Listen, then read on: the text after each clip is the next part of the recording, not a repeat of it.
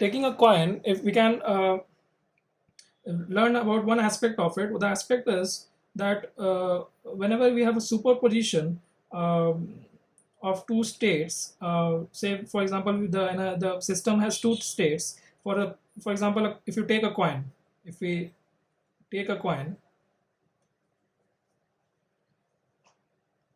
okay, this coin has two states, like there's two states. It has two quantized values. Okay, see, coin is not a quantum system, because if you are flipping a coin, let me complete this part and then I'll get into it. If we take a coin, it has two states. One is the head and the other is the tail. Now let's represent it by H, and this is T. Now if you flip the coin, if the coin is flipped into air,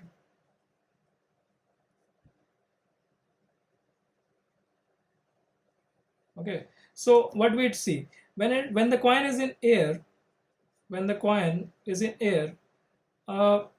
it's difficult to figure out with our classical eyes which state it is in. It's like it seems to us that it is in the head as well as tail in simultaneously. So we can write like this. We use a notation which we learn. This notation is from Dirac delta notation. We'll learn it into the course after some time, but let's use it here. So we have these two states. We can write this as a superposition of like two states where head and tail, and when it's in here, it can have any value, any of these. Like it's actually both of them are available at the same time. It seems to us like that, but actually this is not a quantum system, because we can use a high-speed camera to exactly find out the at any given time what is the state of the coin. Okay, if we have a very high-speed motion camera, we can easily find out. Okay, but for our classical eyes, like for our low speed frame rate of our eyes, we cannot distinguish between these two when it's in air. So we say that it has like a this quantity is the amplitude, probability amplitude. Okay, if we square this, we get the probabilities of each of the occurrences. Like what is the probability of getting a head, what is the probability of getting a tail. We square these and we get the, if we square this amplitude, we can, if we square the amplitudes, we get the probability, we get the probability of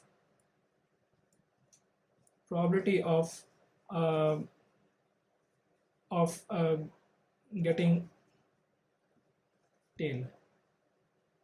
Okay, which is equal to 1 by root 2 and the whole square. Okay, so this is 1 by 2. All right, so similarly for this also, the probability of getting head is 1 by root 2 whole square. Okay, and this is 1 by 2. All right, so what happens when it lands on your hand? Say the coin lands on your palm. The coin lands on your palm. All right, so it's landing on the palm is kind of a measurement. Like you look at, when the coin lands on your palm, you just look at it. Okay, and the process is the measurement. You're making a measurement. Okay, so when you measure it, you see a definite state. The coin is in, say, let's say it's a head. So this is with probability 1. Like the amplitude is 1. So if you square it, the probability becomes 1. And this is a definite state.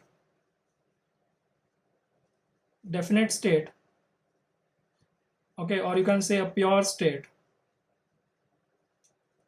All right, and this thing, you get this, the coin is in this state and you get a probability. The probability amplitude is 1, and the probability of getting a probability in this state, in this after measurement, becomes 1. Okay, because the superposition is broken. Once the measurement destroys the superposition. Okay, the measurement destroys superposition. Measurement here is that it lands on your palm and you see, look at it. Okay, look at which face of the coin is on the upper side. Okay, so this gives you 100% probability of this getting this state. Okay, but when it was in air, you had both the possibilities and simultaneously. Okay, I'm repeatedly telling you this is just an analogy to look at things, how things work at in the quantum level, but this is not a this example is not a quantum system. Okay, I told you why, because if you look at using a high speed camera, you can get for a given time in nanoseconds or microseconds, we can exactly predict which state it is in. Okay, but for our eyes, which has a very lower frame rate, we cannot do that. So we are using this as an analogy. Okay, so don't get confused with that. Okay, why are we coin is a classical system, why are we using it? But I've told you the reason why we're using it, because it's easier to imagine this thing for us classical human beings. Okay, we are able to interact with things around us which are at the microscopic level. Okay, classically we are very adept at looking at things, but if there's a quantum thing, it's very difficult to visualize. So the energy gaps we were talking about in that case, say these are the energy levels in quantum, like it's very, like the gap is very prominent. Okay, quantum systems, the gap, say these are the energy levels, and the gaps are very prominent. All right, now if you have if you like zoom out. Okay, you zoom out with your classical lens, okay, so to speak. So you have the energy levels get closer. So this is we zoom out, this is classical system, classical mechanical system. And further, if we zoom out, you'll see the energy distribution will be continuous. I'm just shading it out. Okay, it's continuous and it's like there's no gap. Okay, so these are classical lens, and we are zooming out.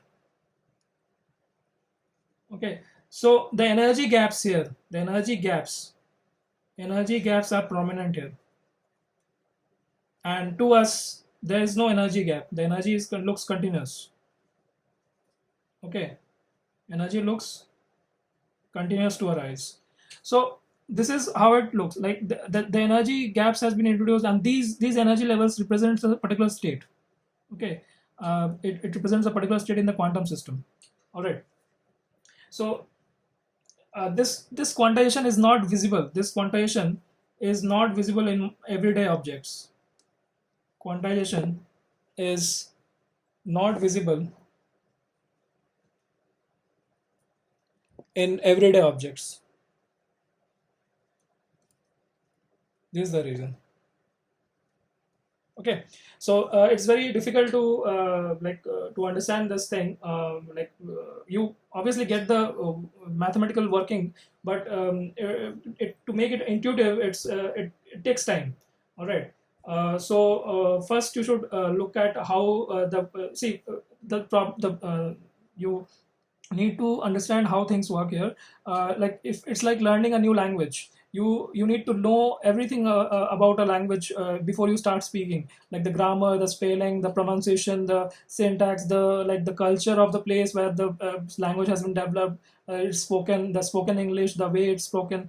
All right, so everything is required to actually get the feeling of this language. Similarly, this quantum mechanics, to get the feeling of it, you need to first see, since these concepts are, we cannot experience it firsthand. All right, so what we need to do is we need to take help of mathematics. Okay, so look at, just imagine this thing. Can you imagine, this is my question to you, that can you imagine 1D space? No, you cannot. You can never. You think that if you can you imagine 2D space? You can never do it with your classical brain, because what you will be thinking about is for 1D is just a straight line. Okay, so it's just a straight line you're thinking about, and that is also embedded in 3D. So that is not a space. Okay, so in 2D as well, if you imagine 2D space, you'll be imagining a plane. Okay, a planar surface, but then it's again embedded in 3D. Okay, so what we do is you take help of mathematics. If you want to treat something in 1D, you just reduce the very number of variables to 1. So that fx, we have fx is 1D, then fx comma y. So we have these two variables, so becomes a 2D. and we have 3 variables, we can go up to n dimension.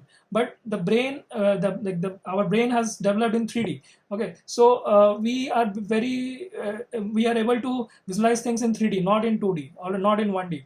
Okay.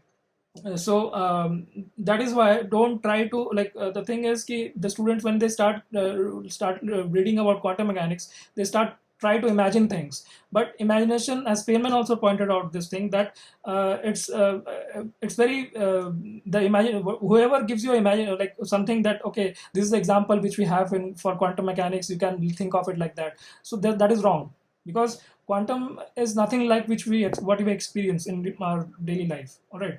So I think I have told you enough regarding this thing. Now, in quantum superposition, the quantum system can be in several states simultaneously. Quantum system can be in multiple states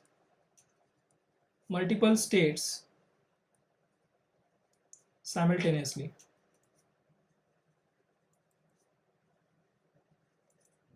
Okay, so this is what makes the quantum superposition different.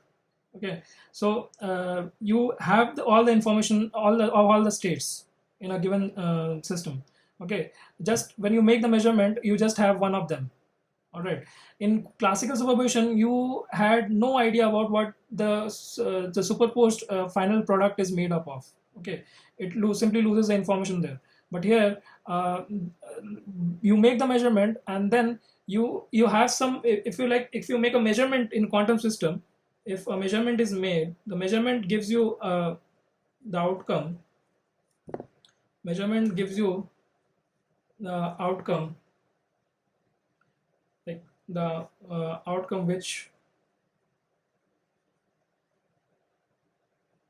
allows you to observe some, which allows you to observe some definite state, which allows you to observe some definite state.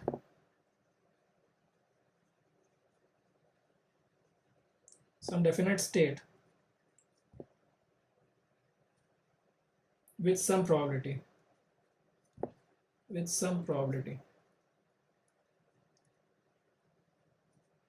Okay, so let's not get confused over the things that I told you in the first place, that when you make a measurement, the probability, the superposition is it breaks the superposition. All right, so it destroys the superposition completely.